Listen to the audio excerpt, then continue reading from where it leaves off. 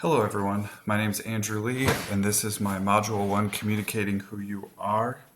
And to start off, I work at Garden City High School. I am an English teacher to 11th and 12th grade students. The enrollment at Garden City High School is about over 2,000 students. And this is my first year in Garden City High School, but 8th year teaching overall. A little bit about me, that's my family there. I have two girls, and my wife and I enjoy taking the girls on adventures around the United States and being outside as much as we can.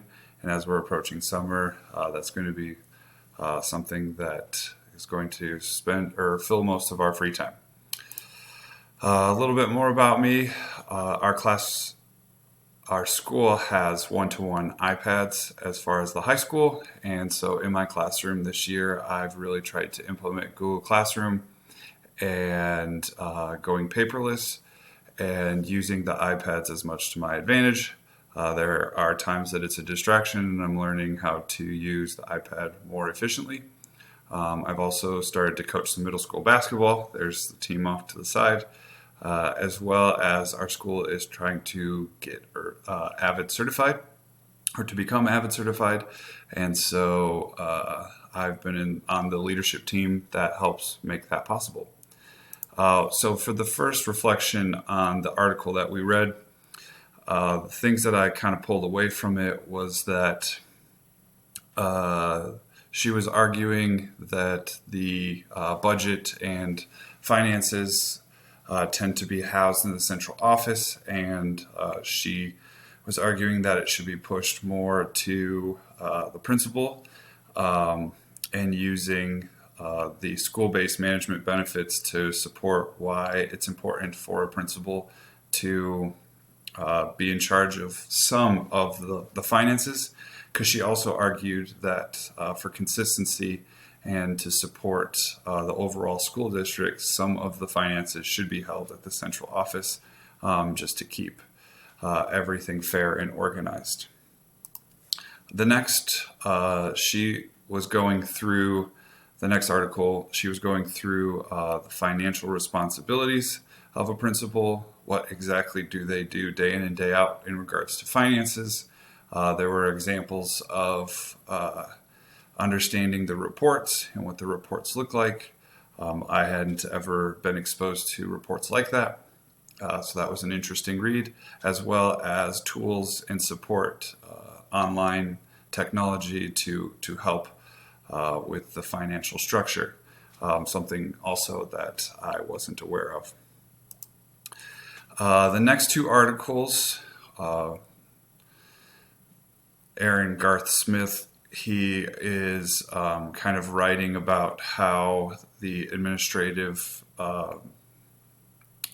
staff at schools is kind of stifled by the central office, and that the central office kind of argues and supports the big picture of the whole school district and takes a lot of the responsibility and power away from the administrator. And so he's arguing that the administration needs more support and more discretion onto how they use and spend their money. And he also talks about in the article that the district also has to fight with politics and funding and the state and federal government. And so there's a lot of people involved in these decisions. He also argues that the control should be with the principal, and that this idea that one size fits all for all school districts across the United States isn't fair, and that there should be more flexibility. But he also was talking about how principals have figured out how to be innovative and help and support the classroom teacher as best possible, just by creating responsibilities. In this article, he also talks about how the district office kind of makes the principal have to create jobs and opportunities for fellow staff, so that way they can kind of oversee different components of the budget which I think is helpful. But then again, you're also pushing a lot of information onto different people and spreading out the responsibilities, which could make it hard to manage. So that was also something that was talked about, and innovative ways to handle that situation. As far as what I've been a part of, I've been a part of the spending and red tape conversation when it comes to my classroom, but I've also received emails and had conversations about how our principals are actively trying to make it so that way we can spend and use money in our classrooms. And I'm an English teacher, so our K-Link grant, they give us responsibilities for using books and purchasing books and literature for our classroom. Things I've not been a part of, I've not been a part of kind of the administrative and central office conversation, the technology and the actual physical look at the budget and the paperwork that is filled out. And I've not been a part of the administration's conversation with other faculty and departments. As a school leader, kind of things that I'm concerned about, I'm just concerned about, not that I can't do them, just concerned about balancing the information to be appropriate,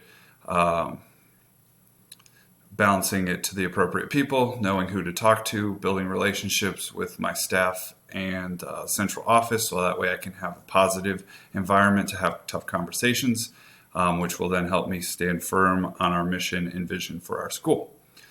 And these are my references, and I'm looking forward to working with all of you this semester. Thank you.